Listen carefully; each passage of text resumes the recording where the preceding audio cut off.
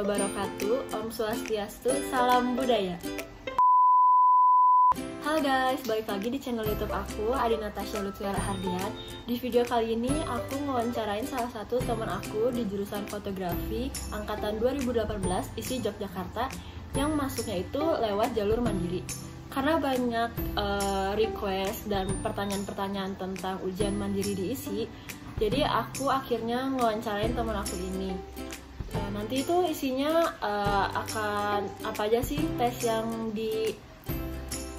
dilakuin, terus berapa juga UKT yang harus dibayar, terus persiapan apa aja sih yang harus disiapin untuk calon mahasiswa baru lewat jalur mandiri itu, terus apa aja sih kesan-pesan dia selama 4 semester ini kuliah di jurusan fotografi isi Yogyakarta.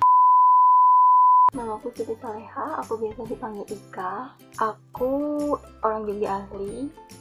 Aku angkatan 2018 di Institut Seni Indonesia Yogyakarta. Aku masuk ISI itu lewat jalur mandiri. Aku awal tahu ada ujian mandiri di ISI itu dari web resminya ISI sama Instagramnya ISI. Karena aku udah mengikuti info tentang ISI itu dari SBM, dari sebelum SBM, karena aku juga daftar SBM tapi nggak lolos, jadi otomatis dapatkan info, otomatis memantau info-info setelahnya itu. Jadi ada tes mandiri, ya udah, asalnya aku udah mau nyerah daftar univ lain karena nggak keterima di ISI lah jalur SBM, tapi karena masih didukung sama kakak, coba dulu lah. Oke, aku coba. Jadi ya itu tadi, aku mantau dari web resminya ISI sama Instagram. Selain itu aku juga sempat nanya ke temen yang udah lolos, udah masuk, udah jadi mahasiswa ISI tingkat atas kuliah intinya. Tapi karena dari jurusan lain, dari itu aku nanya dari anak TV film kayaknya. Aku jurusan fotografi, aku nanya di TV film, otomatis kan kita dapetnya cuma informasi yang umum lah, yang umum tentang isi, tentang FSMF, tentang fakultas, nggak yang spesifik tentang fotografinya. Nah, aku juga sempat nanya sama anak di kafe kayaknya, kalau nggak desain interior, pokoknya lintas fakultas lah. Jadi kalau saranku, kalau mau nanya ke teman yang bener-bener dia masuk di jurusan fotografi, jadi infonya lebih akurat. Menurutku yang perlu disiapin untuk tes mandiri itu yang jelas mental, tekad, dan niat itu sangat penting sih. Sama portofolio kalian harus siapin jauh-jauh hari. Terus kalau belajarnya untuk tes tuh aku nggak lama sih, hamin seminggu, kalau nggak sampai seminggu, lebih mepet kayaknya. Jadi jangan ditiru, tolong jangan ditiru, itu nggak baik. Itu aku belajar mengenai materi-materi dasar tentang fotografi. Terus yang aku ingat soal yang keluar kemarin tes itu, menurutku ini juga udah bantuan dari teman-teman sih. Soalnya aku juga udah lupa udah tahun berapa sih, 2018, sekarang 2020. Itu tentang sejarah foto sih yang keluar, kayak tahun berapa fotografi lahir, terus bapak fotografi.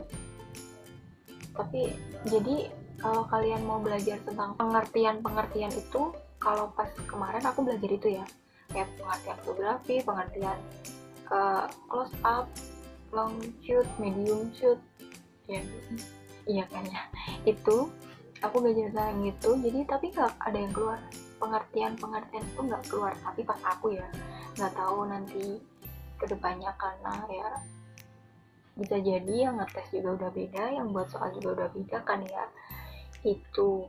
Jadi pokoknya pas aku itu seputar sejarah fotografi. Terus pas bagian akhir itu aku ingat disuruh gambar sesuai kriteria yang ada, kayak sesuai kriteria yang ada. Jadi disiapin, kita boleh milih mau angle apa yang mau dipakai, pokoknya itu kayak gambar close up aktivitas makhluk hidup, ingatku itu sih, aktivitas makhluk hidup, terus dilihat dari jauh atau dari dekat, pokoknya imajinasi kalian harus jalan di situ. Itu sumpah aku kemarin cuma gambar apa sih, gak butuh banget, kayak aku ujian mandiri itu udah pesimis, kayaknya gagal lagi deh, tapi alhamdulillah masuk. Aku itu gambar apa ya, panda kayaknya, karena imajinasiku itu susah banget buat jalan. Ide kreatif, otak kreatif aku itu nggak tahu lagi deh.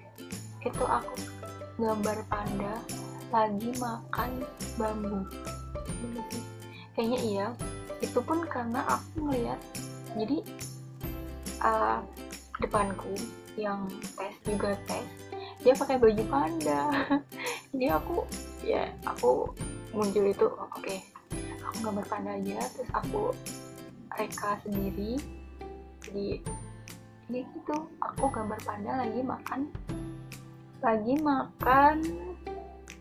apa tadi, bambu. Aku tuh mau jelasin lebih detail tentang soal ujian tulis, tapi aku juga udah lupa banget. Yang aku ingat itu pun ya tadi udah bantuan dari teman-teman juga, itu cuma putar sejarah foto. Terus yang perlu kalian siapin untuk portofolio itu, kemarin tuh aku portofolio nggak nyiapin beneran sih, jadi nggak tahu ya niatku tuh kemarin, ya ampun, itu aku cuma cari stok aku hunting di SMK, karena SMK aku jurusan multimedia, jadi ya adalah foto-foto yang bisa dipakai buat portofolio. Itu aku pakai itu cuma berapa sih, aku cuma bawa 4 foto. Tadi kan aku sempat bilang kalau portofolio itu sangat penting banget menurutku, soalnya itu dapat nilai plus untuk daftar. Kemarin tuh, jadi buat kalian yang mau bawa portofolio, kalian harus siapin semaksimal mungkin, terus jauh-jauh hari lah ya. Tapi kemarin aku nggak jauh-jauh hari sih. Jadi kemarin tuh aku cuma, ini ada contohnya, kemarin aku cuma bawa 4 ini, cuma kayak gini, bawa lembaran kayak gini aja. Nih aku liatin, ini ada ini, terus ini sama ini tuh semua aku cuma bawa 4 ini. Dan di situ aku lihat teman-teman yang lain portofolionya itu dibungkus rapi dengan album, kalau nggak photobook. Jadi kayak ya ampun, gila. Saranku tetap print out ya, jangan digital, jangan kamu liatin sosial media kalian, menurutku jangan, soalnya menurutku lebih membantu jika print out. Jadi buat kalian yang mau bawa portofolio, dan itu harus benar-benar disiapin, kalian ya buat sekreatif mungkin lah, jangan kayak gini. Walaupun kayak gini juga kemarin diterima, tapi ya kan nggak tahu ya tahun depan, tahun ini bakal kayak gimana. Portofolio ini tuh nanti kalian serahin pas wawancara. Nah, pas wawancara itu, jadi kan tesnya tuh ada 2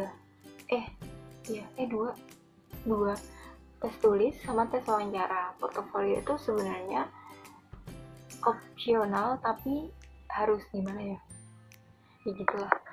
Terus jadi tes wawancaranya tuh kemarin aku ditanya seputar profilku, terus aku SMK itu jurusan apa, udah di jurusanku udah diajarin apa aja.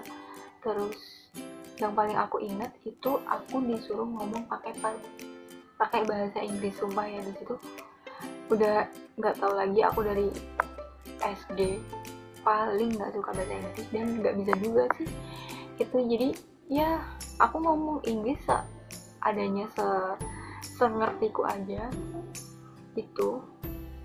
sama disuruh ngomentari foto yang, jadi di ruang wawancara itu, kalau sekarang sih aku tahu itu ruang dosen. Jadi di ruang dosen itu ada beberapa figura, beberapa foto.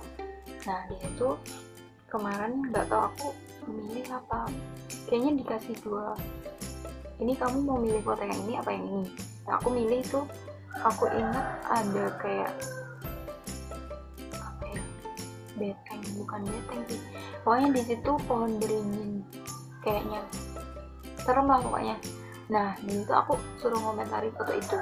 Yaudah ya, namanya juga awam, walaupun aku di SMK juga dapet fotografi, tapi kan ya kalau udah masuk mah, oh ternyata gini ya caranya nganalisis foto tuh. Jadi aku disuruh komentari foto, ya aku komentarin aja yang ada di depanku, yang menurutku itu kayak gimana. Jadi itu sih wawancara.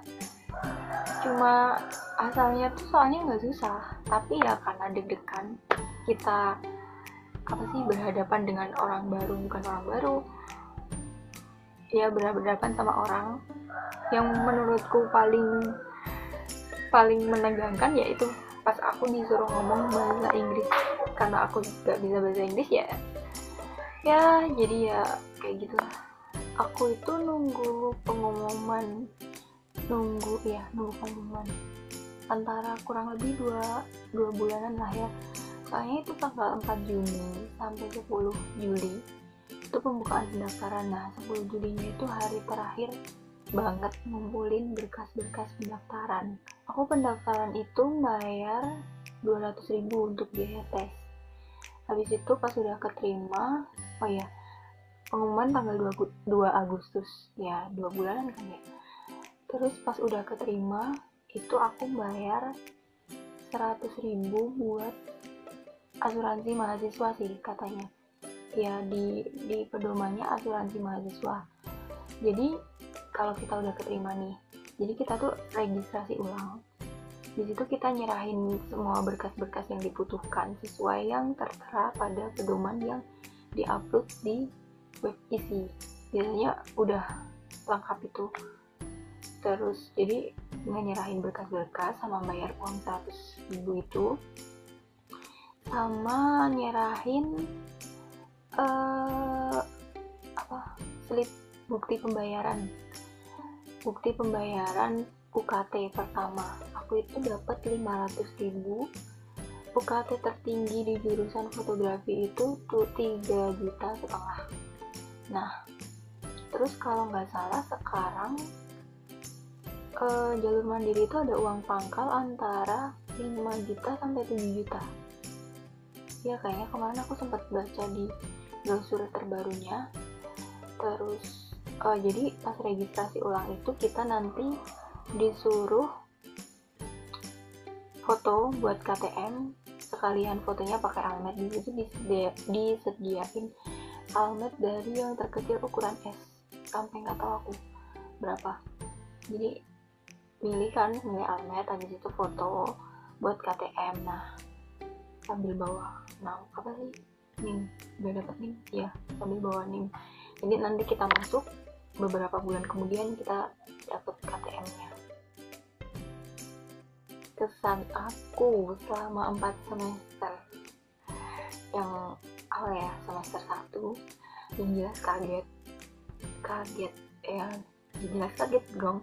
Kita terjun di ibarat dunia baru, enggak juga sih, pergaulan baru yang tadinya cuma SMP SMK temennya sekomplek aja, maksudnya ya masih di lingkungan sekitar, kenalnya ya kalau main cuma ya intinya masih sefrekuensi karena kita satu lingkup pergaulannya. Nah sedangkan kuliah ada yang beda pulau, ada yang beda kota, provinsi, kan ya luas dari Sabang sampai Merauke, enggak juga tapi jadi ya kaget aja, teman-temannya jelas baru. Dan diisi itu kebetulan di fotografi kan ceweknya cuma sedikit, banyak cowoknya, jadi ya harus gimana ya, kalau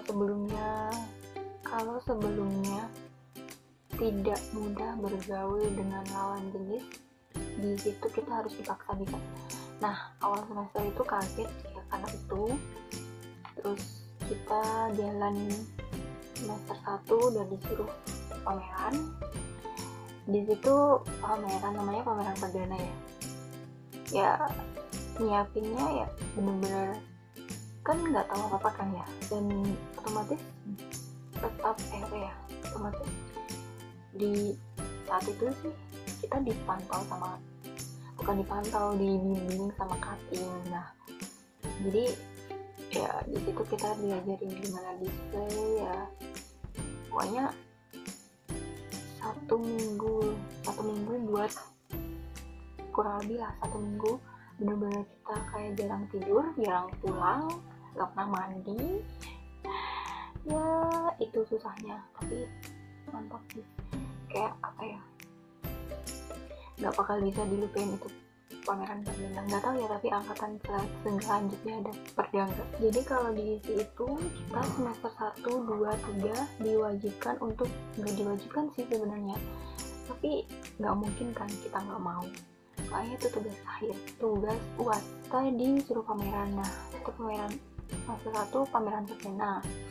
Terus semester 2 kita ada pameran hitam putih.